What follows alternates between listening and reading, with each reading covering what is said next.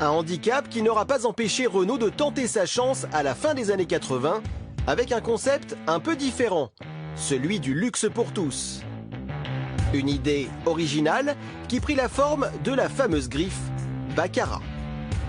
Lancée d'abord sur la Super 5 avant d'être étendue aux autres modèles de la gamme. Qu'est-ce qui s'est passé en fait chez Renault? Qu'est-ce qui a décidé de l'épopée Baccarat? Pourquoi aller sur le segment du haut de gamme alors qu'on est un constructeur généraliste? Alors je vais peut-être un peu te surprendre, mais en fait c'est une histoire très ancienne chez Renault, ces griffes de luxe. En fait Renault a inventé ça à la fin des années 20, en 1929 avec la Reina Stella. Et ensuite ce suffixe Stella, il va le décliner dans toute la gamme. Et ça va être une version avec plus de chrome, plus de confort, toujours le moteur le plus puissant disponible à ce moment-là, etc. Et donc c'est ça, c'est déjà ancré dans l'histoire de Renault. On sait faire ça.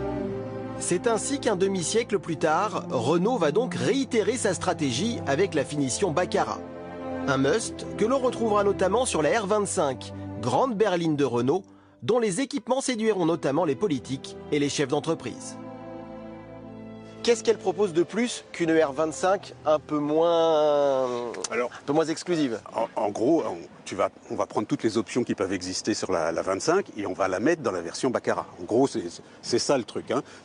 Et donc, on va avoir un habillage cuir, on va avoir une clim régulée, on va avoir des sièges réglables cette position, on va avoir ce genre d'équipement, on va tout mettre dans la voiture. Côté look, on retrouve cette peinture bleue spécifique, agrémentée par un liseré doré. De splendides jantes alu BBS, ou encore des vitres teintées, accessoires indispensables à l'époque pour une voiture haut de gamme.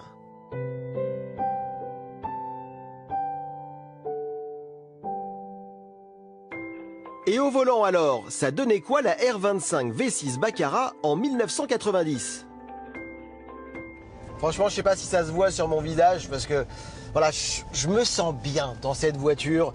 C'est vrai que ces sièges sont juste incroyables. On a l'impression d'être dans des fauteuils de salon, d'un salon bien cosy, bien confortable. On en arriverait presque à regretter finalement de ne plus avoir ce type de siège dans les véhicules aujourd'hui parce que c'est vraiment hyper moelleux, hyper confortable. Et rien que pour ça, je voudrais revenir dans les années 90. Avec son V6 de 205 chevaux, la R25 Baccarat était la berline française la plus puissante à sa sortie, avec notamment son turbo et le fameux coup de pied aux fesses. Mais ce dont les propriétaires se souviendront, c'est peut-être finalement d'un détail qui résume à lui seul l'esprit Baccarat.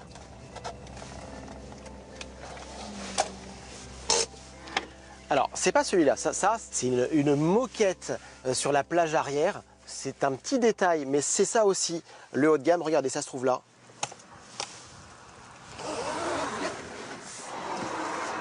Il fallait y penser. Regardez ce que je vais faire.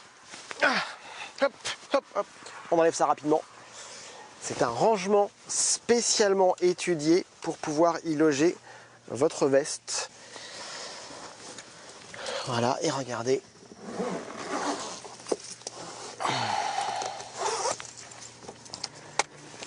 On est au top. En 1992, la R25 cédera sa place à la Safrane, qui reprendra le flambeau du luxe à la française. Tout comme la Velsatis au début des années 2000.